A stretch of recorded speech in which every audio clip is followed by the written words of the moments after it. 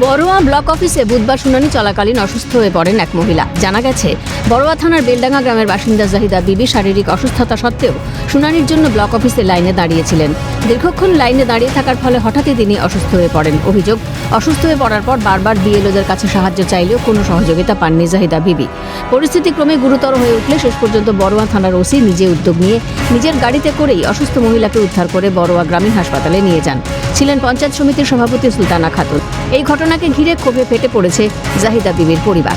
পরিবারের অভিযোগ, প্রশাসনিক হয়রানি ও দীর্ঘক্ষণ লাইনে দাঁড় করিয়ে রাখার কারণেই তিনি অসুস্থ হয়ে পড়েছেন।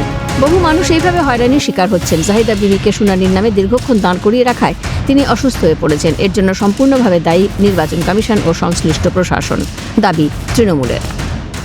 হচ্ছে সাধারণ মানুষ, সেটা তো অস্বীকার করার কোনো জায়গা নাই। কারণ এসআইআরের হিয়ারিং যেভাবে হচ্ছে কোনো যুক্তি নাই এর পিছনে।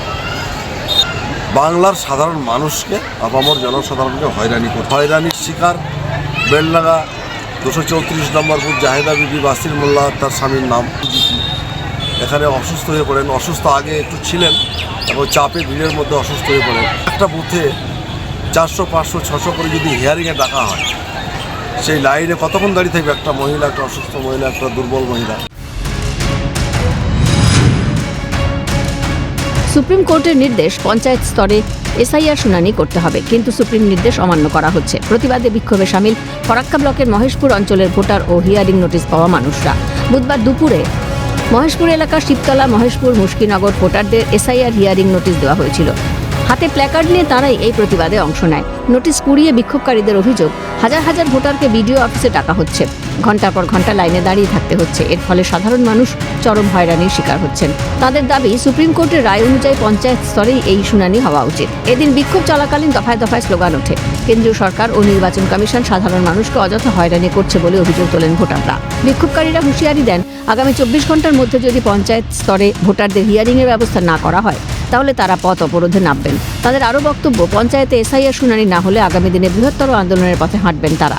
এদিন কয়েকশো ভোটারই বিক্ষোভ কর্মসূচিতে অংশ নেন। আমি আজকেও পঞ্চায়েত গেছিলাম, কি দেখি চালু হয়েছে কিনা। তো পঞ্চায়েতে দেখছি লক, তালা মারা।